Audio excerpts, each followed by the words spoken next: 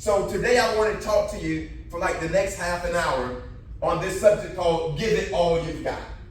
Give it all you've got. Can you say that with me? I'm going to give it.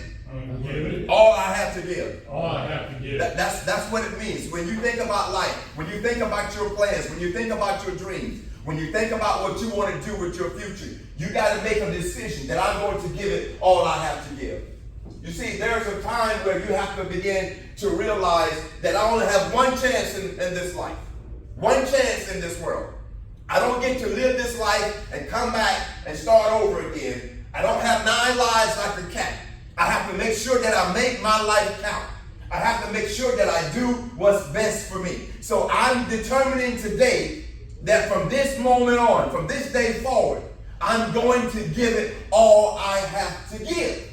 Now, some things are going to come tough. Some things are going to be hard. Some things are going to be challenging. You're going to find yourself frustrated at times. You're going to feel like quitting. You're going to feel like giving up. But I need you to make a decision that no matter what comes my way, that I will not quit. I will not give up. I'm going to give it all I have to give. So I want to provide for you some steps as to how to give it all you have to give. And I also want to tell you why so many people end up failing in life. Now, one of the things that I do, because I have a passion for helping people that are homeless, one of the things that I do is every so often I'll go to where the homeless people are, and I'll pull over, get out of my car, go over to them, and talk to them for a while. I'm interested in learning their story, because everyone has a story. Not everybody on the street that are homeless are there because they want to be there. There are circumstances that have driven people under those conditions. And so what I try to do is get to know them, right? And then I help them. I buy them food. I give them money. I give them my own clothing, cell phones, and things of that nature to help them to be able to know that somebody cares about you. And then I leave them with a positive message that even though this is where you are right now, this is not how your story ends. You can turn your life around. You just need to have some support and begin to believe in yourself. So when you see somebody homeless, and this is a very important point, when you see somebody homeless on the street, understand this right here. Some of them that are homeless sat right where you're sitting at today. In a vocational school, in a school of higher learning. Some of them got college degrees. Some of the people that are out there on the street, living under a bridge, pushing all of their belongings in a shopping cart, some of them were people who once had their lives together. They had a home. They had a family. They have children. Some of them have grandchildren. They are there, they're out there, but they haven't always been under those circumstances. But something happened, ladies and gentlemen, something happened that drove them to live under those conditions, under that circumstance. And one of the things that happens in life is that people stop giving life all they have to give. Sometimes people they take the easy road, right? They go easy on themselves. They lighten up sometimes. They don't really be consistent with their dedication.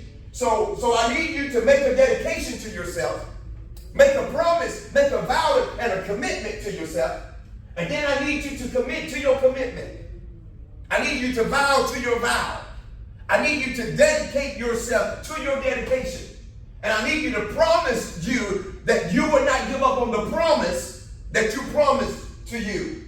Because it's going to happen that something is going to come your way that makes you feel like it's not working for me.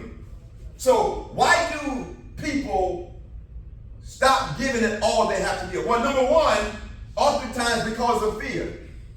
When fear settles in, people start looking at their life and at choices and at their future in a very apprehensive way. Fear is a prison, ladies and gentlemen. Fear will keep you from realizing your dream. Fear will stifle you and stagnate you and hold you back and take you hostage as a prisoner, refusing to let you go. So many people start out good in life and start out with one foot in front of the other, and they start working toward their dreams, and then something happens, and then they start fearing, and when they start fearing, fear, it stifles them from being able to be successful. I know what that's like because when I first started being a speaker, I had this fear about being a speaker. I had this fear that if I got up in front of people to speak, no one is going to want to listen to me. People are going to give me all these weird faces. People are going to tune me out. Maybe I'm not good enough. And I started thinking about, I didn't even graduate from high school. I had to get a GED in prison. Who's going to want to hear me? Who's going to want to listen to me talk about that I was on drugs and that I was in the streets and that I was incarcerated 19 times. And so for a long time, I was even fearful of sharing my story. I was fearful that people were going to reject me. And when you're doing something for you, you have to contend with fear. Maybe one day down the road with your diploma, with your skills and your talent that you have, you may want to start your own company. You may want to start a welding business. You may say, man, look, I'm making good money working for someone else, but I want to have my own business. So instead of making $1,000 a week, I can make $10,000 a week running my own company. Well, you're going to have to overcome the fear of doing so. Because there will be voices in your mind that gives you reason as to why you shouldn't do it and why you're going to fail if you attempt to do it. That's called fear, ladies and gentlemen. And whenever you're dealing with fear, understand, even if you have fear, don't let fear have you. If you have fear, don't let fear have you. And so when people fear, they sell themselves cheap. They stop short of their dreams. Do not allow for yourself to ever become so fearful of success that you stop short of your dream. And then, number two, you got to